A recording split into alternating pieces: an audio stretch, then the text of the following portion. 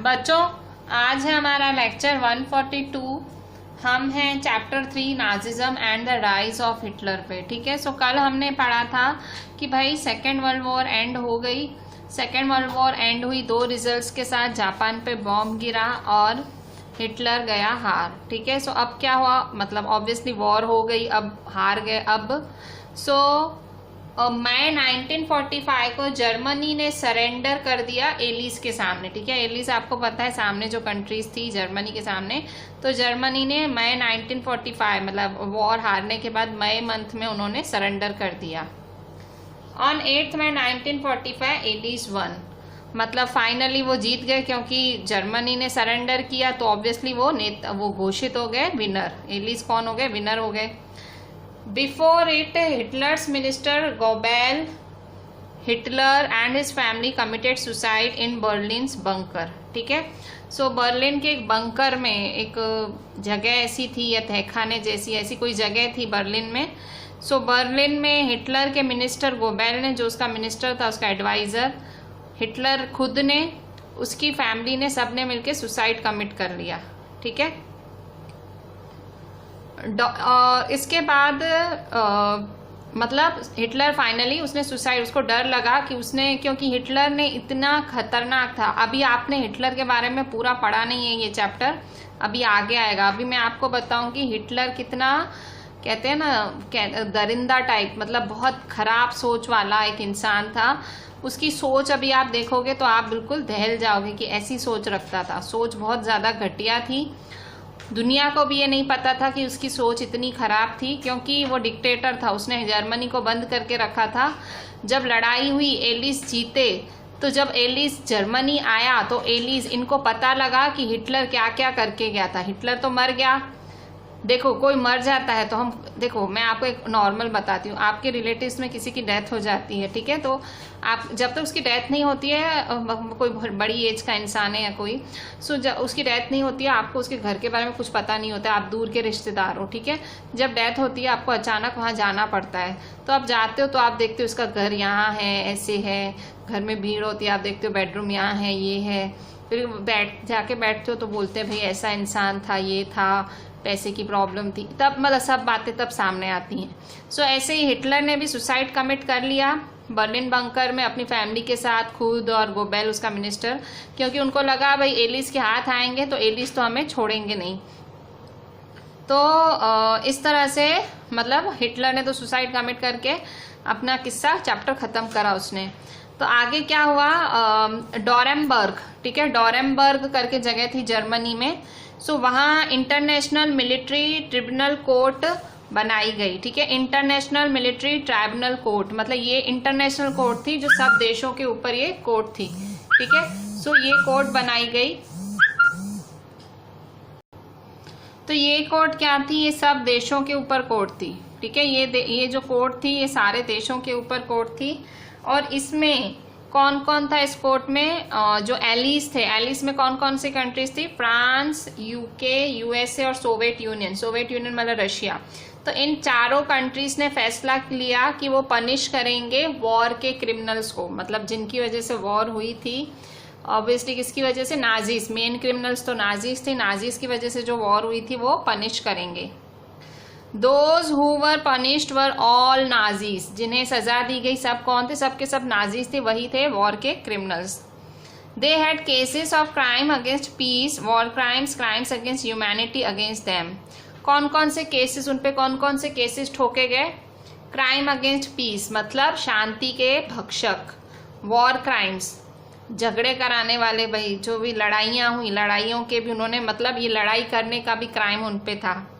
Crime against humanity, इंसानियत के खिलाफ, मतलब इंसानियत का क्राइम भी उन पे था। ठीक है। वो इंसानियत, मतलब कहते हैं ना, इंसान ही नहीं थे वो, इंसानियत के खिलाफ थे वो क्राइम। तो ये तीन मतलब केस चला इंटरनेशनल मिलिट्री ट्राइब्यूनल कोर्ट में, जिसके जजेस आप बोल सकते हो एलिस थे। एलिस कंट्रीज कौन? France, UK, USA, Soviet union. ये इन चारों ने फैसला लिया कि सारे नाजीज ही क्रिमिनल्स हैं और उन्होंने ये 3 मुकदमे उन पे ठोके। सेकेंड वर्ल्ड वॉर के दौरान they killed many innocent Europeans of their region. जब सेकेंड वर्ल्ड वॉर हुई तो क्या हुआ, अब देखो, अब आ रहा है कि हिटलर की दरिंदगी अब आएगी। जो सेकेंड वर्ल्ड वॉर थी, अब और क्या पता लगा इनको, जो एलिस थी उनको पता लगा कि जब सेकेंड वर्ल्ड वॉर हो रही थी तब इन्होंने, नाजीज ने इनोसेंट यूरोपियंस को मारा था अपने, जैसे उनके जर्मनी में कुछ यूरोप के लोग रह रहे होंगे, ठीक है, आपको पता एलिस में यूरोपियन कंट्रीज थी, तो जो भी यूरोपियन, उन्होंने बहुत जो इनोसेंट यूरोपियंस हैं उनको भी मारा था। They use to send them in gas chambers for killing, वो उनको मारने के लिए गैस चैम्बर्स में भेजते थे। गैस चैम्बर्स में मतलब भेजा जाता था, उसमें ऐसी गैस रिलीज होती थी कि एकदम बर्न हो जाते थे, जल जाते थे। तो वो उन्होंने इनोसेंट लोगों को सेकेंड वर्ल्ड वॉर के दौरान मारा था नाजीज ने। अब सेकेंड वर्ल्ड वॉर के दौरान नाजीज ने किन किन को मारा? अब देखो, एक्चुअली सेकेंड वर्ल्ड वॉर तो कहाँ हो रही थी? सेकेंड वर्ल्ड वॉर तो 2 देशों के बीच में हो रही थी, पर जर्मनी में अंदर ही अंदर बहुत लोग मर रहे थे। आप सोचो, झगड़ा किससे हो रहा है? सामने वाले नेशन से हो रहा है। झगड़ा कहाँ हो रहा है? सामने वाले नेशन से हो रहा है। घर के अंदर लोग मर रहे हैं। तो ये क्या था? ये नाजियों की चाल थी।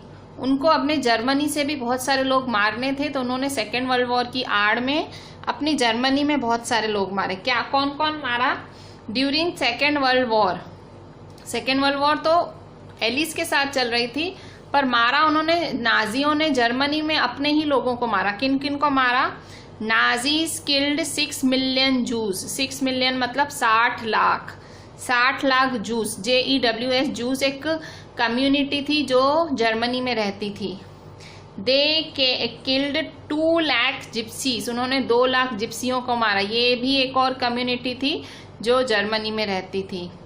1 मिलियन पॉलिश सिविलियन, पोलैंड के भी पॉलिश लोगों को भी मारा। 70,000 डिसेबल्ड जर्मन्स, उन्होंने अपने ही लोगों को, मतलब जर्मन्स को भी उन्होंने 70,000 डिसेबल्ड मतलब जिनके हाथ पैर सलामत नहीं थे भाई, जिनके अंग भंग टूटे हुए थे, कोई किसी के हाथ नहीं थे, किसी के पैर, किसी के आंख ठीक नहीं, उन्होंने ऐसों को मारा। अब आप सोच रहे होगे, मतलब आपको ऐसी सोच आ रही होगी कि सेकेंड वर्ल्ड वॉर में तो उन जो जर्मनी के खिलाफ तो बाकी नेशंस थे, तो ठीक है, चलो सामने वाले नेशंस ने, पर जर्मनी वाले जो कि नाजीज, जो नाजीज किसकी पार्टी थी? हिटलर। हिटलर कहाँ का नेता था? जर्मनी का। तो जर्मनी के अंदर कैसे लोग मर रहे थे, ये आप सोच रहे होंगे, और इतने सारे लोग। तो एक्चुअली अब मैं आपको बताती हूँ, जो नाजीज थे, नाजीज एक बहुत ही कट्टरवादी पार्टी थी। जो हिटलर की सोच थी वो बहुत घटिया थी। हिटलर सिर्फ अपने लोगों को ही महान समझता था, उसको कोई बाकी जात, मतलब वो जिस जात का था, वो खुद जिस रेस का था, उसको वो रेस ही महान लगती थी। RACE रेस, मतलब जिस जाति का था उसको वो जाति महान लगती थी। जर्मन में बाकी जो भी जातियां थी उसको सब खराब लगती थी। वो पूरी जर्मनी को क्लीन कर देना चाहता था, वो चाहता था मेरी ही जाति रहे। अब क्या हुआ? अब जब सेकेंड वर्ल्ड वॉर हुई ना, तो हिटलर को तो जैसे मौका मिल गया, क्योंकि पूरी दुनिया में तो ऐसा दिख रहा था ना कि जर्मनी लड़ रही है। दुनिया वाले, जैसे आप देखो, घर के अंदर, एक आपके घर के अंदर, आपके नहीं, सब कोई, किसी के घर के अंदर कोई बहुत ही खराब सदस्य रहता है जो भाई अपने फैमिली मेंबर्स को बहुत मारता है। अब मारता है वो, आपको अंदर घर के अंदर पता है कि वो मारता है, पर बाहर वालों को तो थोड़ा नहीं पता होगा कि वो मार रहा है या क्यों मार रहा है, कैसे मार रहा है। बाहर वालों को कुछ नहीं पता होगा। तो वैसे ही कुछ जर्मनी का था। हिटलर जर्मनी के अंदर इन सबको मारे जा रहा था, अपने ही लोगों को, जर्मन में रहने वाले लोगों को मारे जा रहा था। पूरी दुनिया को ऐसा ही लग रहा था कि जर्मनी के लोग सेकेंड वर्ल्ड वॉर में मर रहे थे, पर नहीं, हिटलर मार रहा था अंदर ही अंदर, सेकेंड वर्ल्ड वॉर की आड़ में। अच्छा, ये सब तो मैंने बताया। अब ये पूरा डिटेल में आगे आएगा कि क्या, क्यों हिटलर को क्यों पसंद नहीं थे दूसरे लोग, क्यों उसको खुद की जात पसंद थी, क्या प्रॉब्लम थी। अच्छा, आगे तो जब ये जो इंटरनेशनल मिलिट्री ट्रिब्यूनल चलाया गया, तो मतलब ये जो एलिस थे, इनके तो कान में से धुआं निकल गया। क्यों? जब उन्होंने नाजियों के बारे में सुना, मतलब जब उन्होंने सुना कि नाजी इतने बेकार थे, अपने लोगों को मार रहे थे, उनका तो दिमाग ही चकरा गया, क्योंकि उन्होंने तो सोचा ही नहीं था कि हिटलर ऐसा कर सकता है। मतलब हिटलर खराब था पूरी दुनिया के लिए, पर सबको ऐसा ही था कि वो तो जर्मनी का मसीहा है भाई, उसको जर्मनी को आगे लाना है। पर वो एकदम, उनको एलिस को तो विश्वास ही नहीं हो रहा था कि ये हिटलर अंदर ही अंदर अपने इतने सारे लोगों को मार रहा था। तो एलिस पूरी एकदम सकते में आ गए, हैरान हो गए। पूरी दुनिया के सामने जब ये बात आई, सारी दुनिया हैरान हो गई, क्योंकि जर्मनी के बारे में किसी ने ऐसा नहीं सोचा था कि अंदर ही अंदर लोग इतने परेशान हैं, ऐसे मारा जा रहा है अपने ही लोगों को। जर्मनी के देश के जर्मन देश के लोग ही जर्मनी देश के लोग ही जर्मन पीपल को मार रहे हैं। तो इसमें जो ये मुकदमा चला इंटरनेशनल कोर्ट का, तो 11 नाजियों को दोषित पाया गया और उन्हें 11 Nazis were given death sentence, उन्हें मौत की सजा सुनाई गई। And remaining given life time imprisonment, और जो बाकी नाजीज थे उन्हें उम्र कैद की सजा सुनाई गई। एक्चुअली ये सजा तो ऐसे लोगों के लिए बहुत कम थी। आप खाली आंकड़े देखो, इन्होंने कितने लोग मारे अपने, ये और ये सारे इनोसेंट पीपल थे, मतलब इनका कुछ वॉर से लेना देना नहीं, ये नॉर्मल आम आदमी थे सारे। क्यों मारा होगा आप वो सोचो। और ये कोई छोटे वैल्यूज नहीं है। 6 million that is 60 lakh, 2 lakh, 1 million मतलब 1 lakh,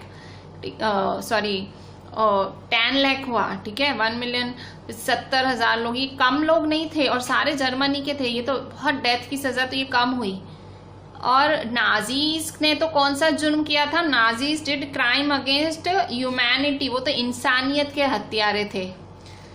Those were linked to their ideology. Nazis did crime against humanity. Those were linked to their ideology. Actually उन्होंने ये ह्यूमैनिटी के खिलाफ, ये जो इन्होंने इंसानियत के खिलाफ जो क्राइम किया था, वो एक्चुअली उनकी आइडियोलॉजीज का, उनकी सोच का नतीजा था। क्यों वो इंसानियत के ही हथियारे बन गए नाजीज? क्यों इतने घटिया थे वो, उनकी सोच? क्योंकि उनकी आइडियोलॉजीज, उनकी सोच ही इतनी नीची थी। सो क्या सोच थी हिटलर की, अब हम देखते हैं।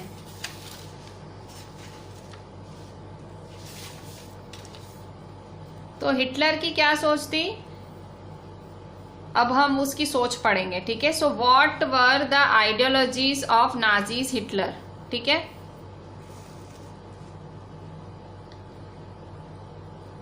What were ideologies of Nazis और हिटलर, ठीक है। जो हिटलर था या नाजीज थी, उनकी सोच क्या थी? अभी मैंने आपको बताया कि बहुत घटिया सोच रखते थे। ऐसी कैसी सोच रखते थे? अब उनकी सोच, आइडियोलॉजीज, उनके आइडियोलॉजी क्या थी जिनसे वो लोग हथियारे बन गए इंसानियत के, ठीक है। So what were ideologies of Nazis और Hitler? So first, According to Nazi ideology, all people were not equal. नाजियों के हिसाब से पहली आइडियोलॉजी, उनकी पहली सोच क्या थी हिटलर की? अगर मैं बोलूं ये हिटलर की सोच थी तो मैं बिल्कुल सही बोल रही हूं। हिटलर नाजी जो संस्था थी, ये जो नाजी NAZI, नाजी एक पॉलिटिकल पार्टी थी जो कि हिटलर ने बनाई। तो ये संस्था हिटलर ने बनाई थी। और अगर मैं कहूँ हिटलर की सोच ही इन्हीं की सोच है तो मैं बिल्कुल सही बोल रही हूँ, क्योंकि उसने बनाई थी और उसी की सोच पे ये सब चल रहे थे। सो हम पढ़ रहे हैं आइडियोलॉजीज ऑफ नाजीज, या हम बोल सकते हैं आइडियोलॉजीज ऑफ हिटलर। सो पहली, अकॉर्डिंग टू नाजी आइडियोलॉजी, उनकी सोच के हिसाब से all people were not equal, हर कोई इक्वल नहीं है। तो देखो घटियापन की पहली सोच कि हम सब अलग हैं, इक्वल नहीं है, ठीक है। कि भाई अगर आप हिंदू हो तो आप अलग हो, सामने वाला मुस्लिम है वो अलग है, क्रिश्चियन अलग है, भाई सब इक्वल नहीं है, भेदभाव वाली सोच। बट दे फॉलोड रेशियल हियरार्ची, वो ऐसे तो मानते ही थे कि सारे लोग इक्वल नहीं हैं, और वो क्या फॉलो करते थे? रेशियल हियरार्ची। रेशियल हियरार्ची मतलब रेस के हिसाब से, RACE रेस। अब यहाँ पे रेस किसके हिसाब? RACE रेस मतलब ये लोग जाति के हिसाब से। हियरार्ची मतलब तू कम में आता है, मैं ऊंचा, मैं तेरे से ऊंचा, मैं तेरे से ऊंचा, ऐसा ही कुछ आपने साउथ अफ्रीका के बारे में पढ़ा था, वहां पे भी कुछ ऐसा ही हो रहा था। साउथ अफ्रीका में भी आपने गए साल पढ़ के आए हो मेरे ख्याल से, ये चीज आपने 6th में 7th में ये चीजें घड़ी साउथ अफ्रीका वाला तो किस्सा बहुत आता है कि भाई वहां पे भी रंग के हिसाब से भेदभाव किया जाता था। सो यहाँ पे जर्मनी में रेस के हिसाब से, भाई आप जिस जात के हो उसके हिसाब से, हियरार्ची मतलब उसके हिसाब से भेदभाव किया जाता है, ठीक है। So according to them Nordic German Aryans were superior in the hierarchy. उनके हिसाब से जो नॉर्डिक जर्मन आर्यंस थे वो ही सुपीरियर थे, मतलब वो जो उन्होंने वो हियरची मतलब वो जो उन्होंने एक पोजीशंस बना के रखी थी। तो इनके हिसाब से नॉर्डिक जर्मन आर्यंस जो थे सबसे सुपीरियर थे हियरची में। तो नॉर्डिक जर्मन आर्यंस, ठीक है। तो ये जो नॉर्डिक जर्मन आर्यंस थे ये सबसे ऊंचे थे, सबसे ऊपर थे हियरची में, ठीक है। सबसे ऊपर माने जाते थे नॉर्डिक जर्मन आर्यंस, मतलब ये रेस को जर्मन थी, नॉर्डिक आर्यंस, ठीक है। ये नॉर्डिक जो जर्मन में रहने वाले नॉर्डिक आर्यंस थे ये सबसे ऊंचे थे, ठीक है। उसके बाद सारे फिर सब आते थे, ठीक है। उसके बाद भाई डिसेबल्ड आते थे, जर्मन के जो डिसेबल्ड लोग थे, फिर जिप्सीज आते थे, ठीक है। फिर इसके बाद जूस तो सबसे लास्ट में, मतलब जूस को तो वो कुछ मानते ही नहीं थे, ठीक है। जूस को सबसे लास्ट में ही गिनते थे, ठीक है। तो इस तरह से ये रेस में तो इनकी सबसे ऊपर और सबसे ऊंचे जर्मन नॉर्डिक आर्यंस को मानते थे। हिटलर मानता था यही बेस्ट है, ठीक है। मतलब हिटलर खुद भी यही था, नॉर्डिक जर्मन आर्यन था। तो ये जाति उसको बेस्ट लगती थी। डिसेबल्ड मतलब जिनके हाथ पांव या जिनको कोई शरीर में प्रॉब्लम है वो जर्मन वाले हैं, वो भी उसे पसंद नहीं थे। जिप्सीज उसे पसंद नहीं थे, उसे जूस पसंद नहीं थे, ठीक है। उसे सिर्फ नॉर्डिक जर्मन आर्यंस पसंद थे, ठीक है। सो जो नॉर्डिक जर्मन आर्यंस थे उसे पॉलिश भी पसंद नहीं थे, ठीक है। पॉलिश भी, और उसने वैसे ही लोग मारे हैं, ठीक है। उसको पॉलिश भी नहीं पसंद थे। सो पॉलिश लोग भी उसे कम पसंद थे, ठीक है। पॉलिश लोगों को भी वो कम मानता था, ठीक है। सो सबसे ऊपर नॉर्डिक जर्मन आर्यंस, उनसे नीचे डिसेबल्ड, फिर पॉलिश, जिप्सीज, जूस सबसे नीचे। जूस को बिल्कुल हेट करता था, इसलिए उसने सेकेंड वर्ल्ड वॉर के दौरान अंदर ही अंदर अपने ही देश में ये इतने लोगों को मारा था, ठीक है। कितने जूस को मार दिया था उसने? 60 लाख, 60 लाख जूस। तो आप समझो कितना हेट कर रहा होगा। So but they followed racial hierarchy according to them Nordic German Aryans were superior in the hierarchy. उनके हिसाब से जो नॉर्डिक जर्मन आर्यंस है वो सबसे ऊंचे थे। They had blue eyes, blonde hairs. उनके आंखें थी ब्लू, मतलब जो आर्यंस होते थे उनकी निशानी क्या थी? ब्लू आंखों वाले होते थे, ब्लोंड हेयर मतलब सुनहरी बालों वाले, ठीक है। सो ब्लू आंखों और ब्लोंड हेयर वाले उसको जो है जो नॉर्डिक आर्यंस ये पसंद थे, उसे और कोई पसंद नहीं था। Juice were the lowest in the system. मैंने अभी आपको ड्रॉ करके बताया, जूस सबसे नीचे आते थे, JEWS juice. They were considered enemies of Nordic German Aryans. सीधा सीधा नाजी लोग क्या मानते थे? वो दुश्मन मानते थे उनको, नॉर्डिक जर्मन आर्यंस का।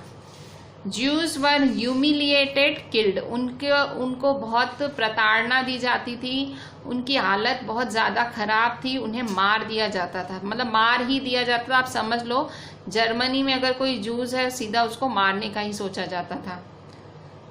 Third, other coloured races were placed according to their external features. और बाकी रेसेस को, मतलब जूस को तो बिल्कुल मान ही लिया था कि वो खराब ही हैं, वो हमें पसंद नहीं है। पर बाकी जो रेसेस थी, ठीक है, इनके अलावा जो बाकी रेसेस थी नॉर्डिक आर्यन जर्मन के अलावा, उनको भी उनके देखाव के हिसाब से उन्हें प्लेस किया जाता था। भाई तू उससे ऊपर, तू उससे, मतलब आप सिस्टम ही देखो इतना खराब था जहां पे ऐसा भेदभाव था, ठीक है।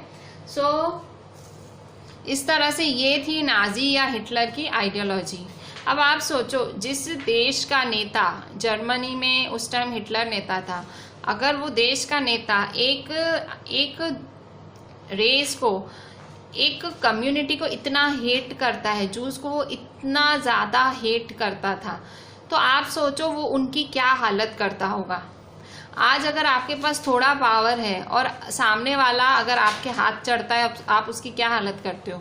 तो वो तो देश का डिक्टेटर था और उसे एक पूरी कम्युनिटी बिल्कुल एक आंख नहीं अच्छी लगती। तो आप सोचो हिटलर ने उनकी क्या हालत की होगी। और हिटलर की सोच भी इतनी घटिया थी, वो मतलब किसी भी हद तक उनकी हालत खराब कर सकता था। जब अब ये उसकी आइडियोलॉजी थी। अब क्या हुआ? अब व्हेन नाजीज ऑक्यूपाइड पावर, ठीक है, अब जब नाजीज के हाथ पावर लगा, तो वो क्या करने लगे, they use to kill those undesirable people, मतलब वो उन सारे अनडिजायरेबल पीपल को मारने लगे। कौन कौन अनडिजायरेबल थे उनके हिसाब से? उनके हिसाब से अनडिजायरेबल पीपल थे जूस, उनके हिसाब से डिसेबल्ड, पॉलिश लोग और डिसेबल्ड जर्मन, जिप्सीज, ये सारे कौन थे? ये सारे अनडिजायरेबल मतलब अनवांटेड पीपल थे। इन लोगों को जर्मनी में होना ही नहीं चाहिए। They wanted a pure society of healthy Nordic Aryans, मतलब उनको जर्मनी में सिर्फ नॉर्दिक आर्यंस चाहिए थे और वो भी हेल्दी, ठीक है, डिसेबल्ड भी नहीं चलेंगे भाई लूड़े लंगड़े नहीं चलेंगे, कंप्लीट होने चाहिए और नॉर्दिक आर्यंस होने चाहिए और वैसे ही लोग जर्मनी में होने चाहिए। They thought the undesirable Germans have no right to live. क्या सोच थी उनकी? उनकी सोच थी कि जो ये अनडिजायरेबल जर्मन्स हैं, अनडिजायरेबल जर्मन्स कौन कौन थे जो मैंने अभी अभी नाम लिए, इन अनवांटेड जर्मन्स को कोई अधिकार नहीं है जीने का। Juice, gypsies, blacks living in Nazi Germany were considered undesirable and were killed. किन्हें अनडिजायरेबल माना जाता था उस टाइम जर्मनी में? नाजी जर्मनी क्यों? क्योंकि उस टाइम हिटलर चल रहा था और हिटलर की पार्टी नाजी थी। तो उस टाइम जर्मनी में जब ये सारी जातियां जूस, जिप्सीज, ब्लैक्स, ये तीनों जातियां रहती थी, उन्हें अनडिजायरेबल माना जाता था और उन्हें मार दिया गया, किल करा जाता था। सिंपली क्यों मारा जाता था? क्योंकि वो उन जातियों के हैं जो हिटलर को पसंद नहीं है। कारण ये था कि क्योंकि हमारे नेता को आपकी जाति पसंद नहीं है इसलिए हम आपको मार रहे हैं। तो कोई एक दो लोगों को नहीं, ये लोग लाखों लोगों को मार रहे थे। समझो आप, क्राइम अगेंस्ट ह्यूमैनिटी इतना। आप क्यों किसी को इसीलिए मार रहे हो क्योंकि आपको उसकी कास्ट पसंद नहीं है? तो इससे घटिया सोच तो क्या होगी।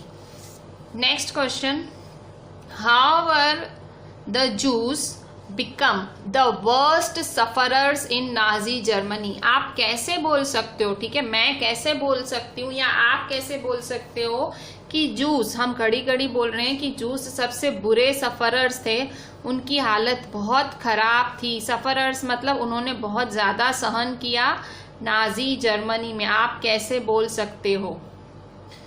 सो आंसर है juice were considered the killers of Christ. अब सोच देखो क्या है, हिटलर को क्यों पसंद नहीं थे जूस? क्योंकि ऐसा माना जाता था कि इनकी जूस जाति वालों ने बहुत सालों पहले, बहुत सालों पहले जीसस क्राइस्ट का कत्ल किया था, जो जीसस क्राइस्ट को क्रॉस पे चढ़ाया था। तो सोच ऐसी थी कि जूस ने चढ़ाया था, ठीक है। अब चलो चढ़ाया भी था पर बहुत साल पहले कुछ लोगों ने चढ़ाया था जीसस क्राइस्ट को क्रॉस पे, वो कम्युनिटी जूस की थी। तो ये सोच थी, हिटलर को ऐसा लगा कि ये तो हत्यारे हैं हमारे भगवान जीसस क्राइस्ट के, ठीक है, हमारे जो ईस्ट हैं उसके हथियारों की कम्युनिटी है जूस, उसके हथियारों, इसलिए वो उसे पसंद नहीं थे।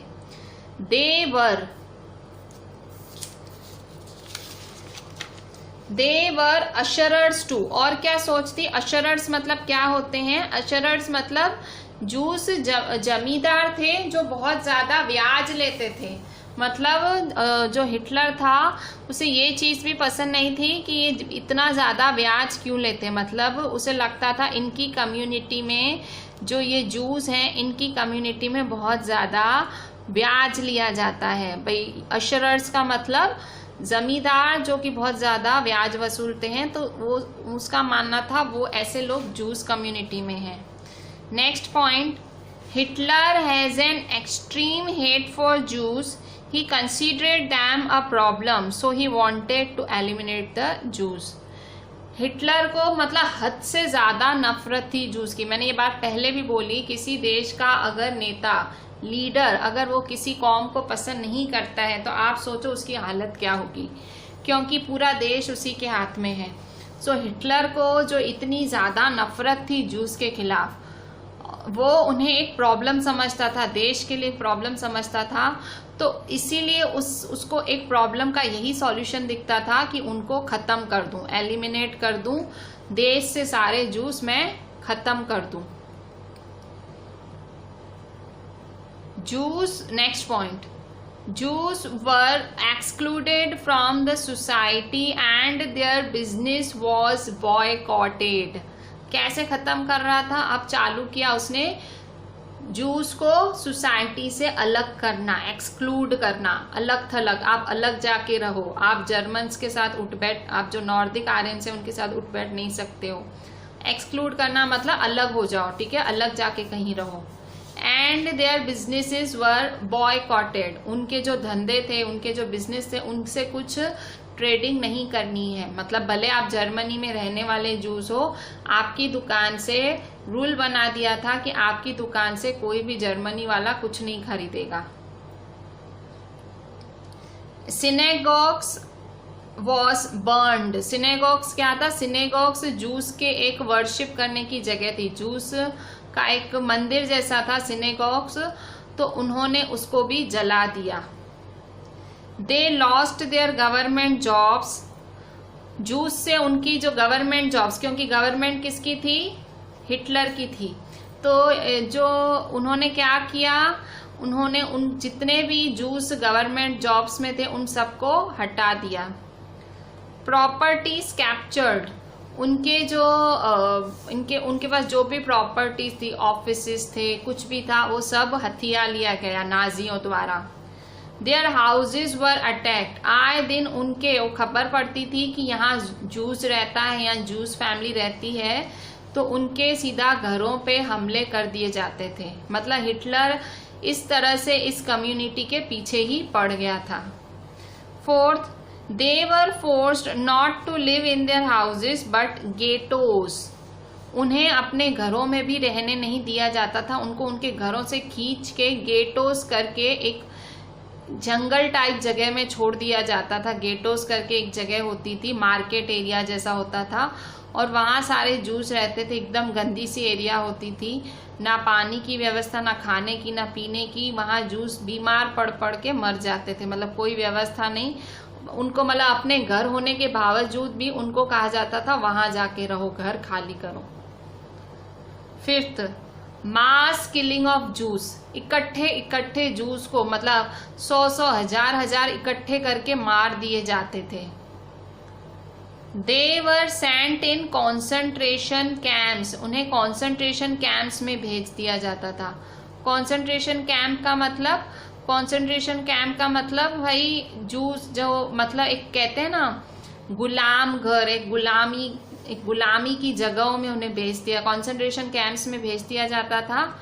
And were burned in gas chambers, वहां भेज के फिर उन्हें वहां पे गैस चैम्बर्स में डाल के एकदम जला दिया जाता था। गैस चैम्बर्स होते थे उनके पास और वहां उनको मार दिया जाता था, वहां भी अंदर भेज दिया जाता था और वो खुद ही खुद मर जाते थे। Killing juice was a work of minutes for Nazis, ठीक है। जूस को मारना मतलब जूस लोगों को मारना नाजियों के लिए मिनटों का काम था। They used code words, official communication for killing Nazis, for killing juice, ठीक है। They used code words for killing juice, juice को मारने के लिए स्पेशल तरह के शब्द यूज किए जाते थे। मतलब मारना हो ना, जैसे हिटलर को ऑर्डर देना हो कि इन सबको मार दो, तो उसने कोडवर्ड बनाया था। ऑफिशियल कम्युनिकेशन मतलब कोडवर्ड क्या था, like mass killing was called special treatment. Mass killing मतलब सबको साथ में मार देने को क्या बोलते थे, स्पेशल ट्रीटमेंट। मतलब वो सारे जूस सब साथ में खड़े होते थे तो हिटलर बोलता था जाओ इनको स्पेशल ट्रीटमेंट दे दो। स्पेशल ट्रीटमेंट मतलब इन सबके सबको मार दो। Killing of juice was called final solution, उन्हें मारना, जैसे अब कोई मार के आया, जैसे ऑर्डर मिला था मारना है तो मार दिया, तो वो क्या बोलेगा कि हमने फाइनल सॉल्यूशन कर दिया। फाइनल सॉल्यूशन मतलब उन्होंने जूस को किल किया। किलिंग ऑफ जूस को फाइनल सॉल्यूशन बोला गया। Killing of the disabled called euthanasia, जब वो लोग डिसेबल्ड लोगों को, ठीक है, जिनके हाथ पैर सलामत नहीं थे, ऐसे लोगों को मारते थे, भले खुद के जर्मन्स को मारते थे, तो वो उसको यूथनेसिया कहते थे। यूथनेसिया का मतलब होता है इच्छा मृत्यु, कि इनको यूथनेसिया दे दो, मतलब ये खुद से मरेंगे। भाई मारते वही थे पर बोला जाता था यूथनेसिया। इवैक्यूएशन मेंट sending people to gas chambers. अब जब वो बोलते थे इवैक्यूएशन में भेज दो, इसका मतलब इन लोगों को गैस चैम्बर्स में ले जाओ, गैस चैम्बर्स।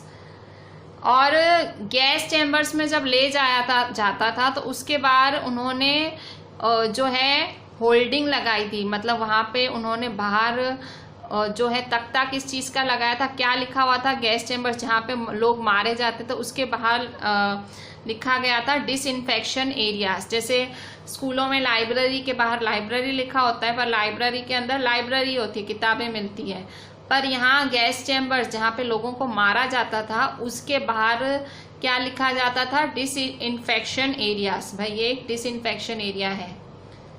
और ये जो उनके गैस चैम्बर्स थे वो बाथरूम्स की तरह लगते थे, वहां पे शावर्स वगैरह होते थे, लगते एक्चुअल बाथरूम की तरह थे, पर वहां एक तरह की गैस ये लोग चालू कर देते थे जिसमें घुट घुट के अंदर ही अंदर ये लोग जल जाते थे, मर जाते थे। ठीक है, सो इस तरह से मतलब ये सब जूस के साथ होता था। ठीक है, अब ये सारा दुनिया को पता नहीं था, सेकेंड वर्ल्ड वॉर हुई नहीं थी, और अगर हिटलर हारता नहीं, मरता नहीं, और सारे देश एलिस वहां आके न्याय नहीं करते, ये मतलब एलिस को तब ये सारी कहानी पता लगी, पूरी दुनिया को तब पता लगा कि जर्मन में अंदर ही अंदर ये सब हो रहा है। किसी को आइडिया ही नहीं थी जर्मनी की हालत ऐसी है, मतलब वहां के लोगों को ऐसे ट्रीट किया जाता है, किसी को आइडिया ही नहीं थी। अगर हिटलर नहीं मरता सेकेंड वर्ल्ड वॉर के बाद, किसी को पता ही नहीं लगता कि इतनी खराब हालत थी। वो मरा ना तो फिर वो जो मतलब उनको रिलीज कर दिया गया कॉन्सेंट्रेशन कैंप्स में, जो अभी भी जूस कैद थे, बहुत लाखों करोड़ों जूस कोई कम नहीं थे जर्मनी में, तो उन इतने जो कैद थे उन सबको रिलीज कर दिया गया। और फिर जब वो रिलीज हुए, जो मतलब बहुत तो मर गए थे, जो रिलीज हुए उन्होंने अपनी कहानियां बताई तो सबके दिल ही दहल गए, मतलब सब हिल गए कि क्या सोच चल रही थी जर्मनी में। ठीक है, सो ये था मतलब ये सोच थी नाजी की आइडियोलॉजी। ये सारी किसकी सोच थी? नाजी की आइडियोलॉजी। और ये सब सहन किया था जूस ने। ठीक है, जूस के साथ इतनी बुरी प्रताड़ना चल रही थी, मतलब उनकी इतनी ज्यादा हालत खराब चल रही थी। अब नेक्स्ट क्वेश्चन है, अब देखो आपने पढ़ ली नाजी की आइडियोलॉजी, नाजी की सोच क्या थी, जूस को मारो, जूस को मारो। ठीक है, अब इसके अलावा हिटलर लीडर था, अब उसको सबके लिए सोचना था। अब आप सोचो स्कूल्स का क्या हुआ, नाजीज्म के अंडर स्कूल्स का क्या हुआ, क्योंकि आपको पता है कि किसी भी देश के बच्चे उसका फ्यूचर होते हैं। तो हिटलर को ये बात बहुत अच्छे से पता थी कि हमारे देश का फ्यूचर किसके हाथ में है, हमारे देश के बच्चों के हाथ में। पर उसकी सोच तो वही घटिया थी, उसकी सोच में जूस खराब थे और हमारे जो नॉर्दिक आर्यंस थे वो ऊंचे थे। ठीक है, तो ये भेदभाव उसने स्कूल में भी लाया। हिटलर की जो सोच थी, उसको पता था कि ये जो स्कूल के छोटे छोटे बच्चे हैं ये हमारे देश का भविष्य हैं, तो उसने जो ये घटिया सोच थी वो स्कूलों पे भी लागू की। सो क्वेश्चन है, what happened in schools under Nazism या अंडर हिटलर्स रूल? स्कूलों का क्या हुआ नाजिज्म के दौरान, स्कूलों का क्या हुआ हिटलर रूल के दौरान, स्कूल्स का क्या हुआ? सो आंसर है, juice teachers were removed from schools. मतलब सबसे पहले स्कूलों से उसने क्या किया, जो भी जूस जाति की टीचर्स थे स्कूल में सबको निकाल दिया। दे वर मेड अनएम्प्लॉयड, ऑब्वियसली निकाल दिया तो वो क्या हो गए, बेरोजगार, बिना काम के हो गए। Second, children were segregated as per races, बच्चों को सेपरेट करा, सेग्रीगेट करना मतलब सेपरेट कर दिया जाता था उनकी रेसिस के हिसाब से। रेस मतलब भाई तुम कौन से जात से आते हो, वैसे बच्चों को बिठाया जाता था। जैसे कि जूस और जर्मन्स को कुड नॉट सिट और प्ले टुगेदर, जूस और जर्मन साथ में ना बैठ सकते हैं ना खेल सकते हैं। मतलब आप समझो अगर स्कूल में कोई गेम चल रहा है, ठीक है, कबड्डी या खो खो का, और सारे जर्मन बच्चों का चल रहा है, क्योंकि जूस के बच्चों को ना खिलाया जाता था ना बिठाया जाता था, तो भले भाई टीम में अगर एक आध प्लेयर कम हो तो वो जूस के बच्चे नहीं लेते थे, मतलब ऐसा भेदभाव। थर्ड, अनडिजायरेबल चिल्ड्रन, अब अनडिजायरेबल चिल्ड्रन कौन कौन थे उनकी लिस्ट देखो। जूस, अनडिजायरेबल मतलब अनवांटेड, ये बच्चे नहीं चाहिए, कौन थे? Jews, the physically handicapped, gypsies.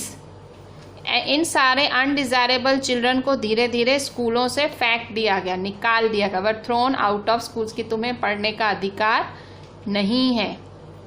And finally in the 1940s, जब 1940 चालू हुआ, were send to the gas chambers, इन छोटे छोटे बच्चों को गैस चैम्बर्स में मरने के लिए भेज दिया गया।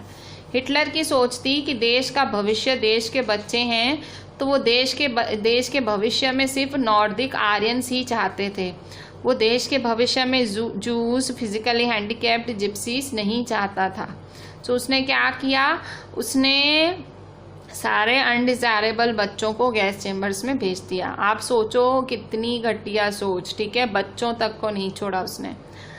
फोर्थ, स्कूल टेक्स्ट बुक्स वर री रिटन, उसने स्कूल की टेक्स्ट बुक्स फिर से लिखवा दी, मतलब अपनी जो नाजी सोच थी, अपनी जो घटिया नाजी आइडियोलॉजी थी, उसने स्कूल के चैप्टर्स में अपनी आइडियोलॉजीज छपवाई, उसने उसमें डलवाया कि भाई नॉर्डिक आर्यंस कितने महान हैं और जूस कितने खराब। जूस की बुराइयां होती थी कि भाई वो जीसस क्राइस्ट के हत्यारे हैं, वो अशरर्स हैं, उनके लिए बुरा बुरा लिखा जाता था कि उनके साथ दोस्ती करेंगे तो नर्क मिलेगा, ऐसा ऐसा लिखा जाता था। बच्चों को बचपन से ही ऐसी घटिया सोच दी जाती थी। Racial science was introduce to justify Nazi ideas of race, और उन्होंने एक टॉपिक रेशियल साइंस का भी रखा था कि उसमें समझाया जाता था बच्चों को कि क्यों हमें भेदभाव करना है। टीचर्स बाकायदा पढ़ाते थे, जर्मन टीचर्स, कि ये रेशियल साइंस, ये भेदभाव क्यों करना है हमें, ठीक है। उन्हें उसका तर्क बताया जाता था कि क्यों हमें जूस से अलग रहना है, क्यों हम महान हैं, क्यों हम नंबर 1 हैं, क्यों वो हमको उनसे दूर रहना है, सब उन्हें सिखाया, बाकायदा बच्चों को सिखाया, एक पीरियड होता था। Children were thought to be loyal, उन्हें कहा जाता था तुम्हें वफादार होना है, किसके साथ? जर्मनी के साथ। सबमिसिव मतलब तुम्हें जो नाजी आर्मी है, नाजी आइडियोलॉजी है, उसको चुपचाप मानना है। हेट जूस, तुम्हें जूस से नफरत करनी है। एंड वर्शिप हिटलर, हिटलर की पूजा करनी है। सो ये सब स्कूलों में ये हाल थे, ठीक है। स्कूल ही ऐसे, तो आप सोचो क्या देश हुआ होगा वो, ठीक है। एक तरह से अच्छा ही हुआ कि सेकेंड वर्ल्ड वॉर हारा Germany, second world war enter हुआ। सेकेंड वर्ल्ड वॉर में तो कम से कम ये देश में जो ये घटिया चीज़ें चल रही थी एंड तो हुई, वरना हिटलर तो मरता नहीं तब तक तो ये देश का तो क्या हाल होता, ठीक है। जूस इतने लाखों जूस उसने मार दिए, तो तब तक तो क्या कर देता वो जर्मनी का। तो ये अच्छा ही हुआ कि सेकेंड वर्ल्ड वॉर हुई, जर्मनी के लिए ये चीज़ अच्छी हुई, ठीक है। अब views of Hitler on youth, अब देखो ये तो रही उसकी बच्चों के लिए सोच। अब यूथ के लिए, जवानों के लिए क्या सोच रखता था हिटलर, ठीक है। मतलब उसने किसी को छोड़ा नहीं था, सब में वो अपनी टांग तो अड़ाता था, क्योंकि वो नेता था, तो वो हर उसमें घुसता था। अभी आप पढ़ोगे कि उसकी बच्चों के लिए क्या सोच, पढ़ चुके। अभी आप यूथ के लिए, जवानों के लिए क्या सोच है, फिर आप पढ़ोगे औरतों के लिए भी एक सोच थी। और उसके मतलब इस पागल ने हर किसी में अपनी सोच, अपनी नाजी आइडियोलॉजी घुसाई है। Views of Hitler on youth, जवानों के बारे में क्या सोच थी। Nazis have their own youth organisations, Nazi जो पॉलिटिकल पार्टी थी उनकी खुद की यूथ ऑर्गेनाइजेशंस चलती थी। यूथ ऑर्गेनाइजेशंस मतलब उन्होंने अपनी ही अलग अलग ऑर्गेनाइजेशंस बनाई हुई थी। 10-year-old boys had to enter Jungvolk, जो 10 साल के बच्चे बॉयज होते थे उन्हें जंग वॉल्क में एडमिशन लेना पड़ता था। जंग वॉल क्या है, नाजियों द्वारा ही चलाया जाने वाला छोटे बच्चों का ग्रुप होता था, जहां उनको सिखाया जाता था कि आपको किस तरह से भाई, उनको नाजी आइडियोलॉजी सिखाई जाती थी और भाई जूस को हेट करना है, उनको ये संस्कार दिए जाते थे, ठीक है। जंग वॉल का मतलब नाजियों द्वारा ही चलाया जाने वाला एक संस्कार केंद्र बोल सकते हो, जैसे संस्कार केंद्र होता है वैसा ही कुछ था। एट 14 साल की उम्र में ये सब देखो। अब इसके यूथ में हिटलर की सोच की घटियापन देखो। इसके यूथ में मतलब इसके जवानों में लड़कियां तो हैं ही नहीं। आप देखो सारे सेंटेंसेस में बॉयज हैं, मतलब जब जवान तो सिर्फ लड़के ही होते हैं, लड़कियां नहीं होती थी, ऐसा सब। मतलब इसकी सोच देखो, जो भी युद्ध के लिए भी कहाँ सोच रहा है, सिर्फ लड़के। मतलब भेदभाव इसकी नस नस में है। वो रेशियल डिस्क्रिमिनेशन तो कर ही रहा है, रेस भाई, जाति पाति, पर वो जेंडर डिस्क्रिमिनेशन भी कर रहा है, लड़की लड़के का भी भेदभाव है इसकी सोच में। At 14 all boys had to join the Nazi youth organization। 14 साल के अगर लड़का हो जाए, जर्मनी का नॉर्दिक आर्यन लड़का अगर 14 साल का हो जाए तो फिर उसको जंग वॉर के बाद नाजी यूथ ऑर्गेनाइजेशन ज्वाइन करनी पड़ती थी। नाजी यूथ ऑर्गेनाइजेशन को हिटलर यूथ भी कहा गया है, हिटलर यूथ भी उसे ज्वाइन करनी पड़ती थी। और इस ऑर्गेनाइजेशन में भी इसको देवर थॉट नाजीज आइडियोलॉजीज, यहाँ पे भी फिर से उनको थोड़ा सा शरीर से स्ट्रांग बनाया जाता था, उनको अलग अलग बॉक्सिंग वगैरह भाई ऐसी मतलब फिजिकली स्ट्रांग बनने के लिए गेम्स खिलाई जाती थी। और उनके मन में तरह तरह का फुल जहर भरा जाता था जूस के खिलाफ। हिटलर को वर्शिप करो, हिटलर हमारा मसीहा है, ठीक है, हिटलर हमारी जर्मनी बदलेगा, ये सोच उनको दी जाती थी, ठीक है। सो 14 साल की उम्र में कंपलसरी बॉयज़ को नाजी यूथ ऑर्गेनाइजेशन ज्वाइन कराई जाती थी, जिसको हिटलर यूथ भी कहते हैं, और वहाँ उसे नाजी आइडियोलॉजी सिखाते थे।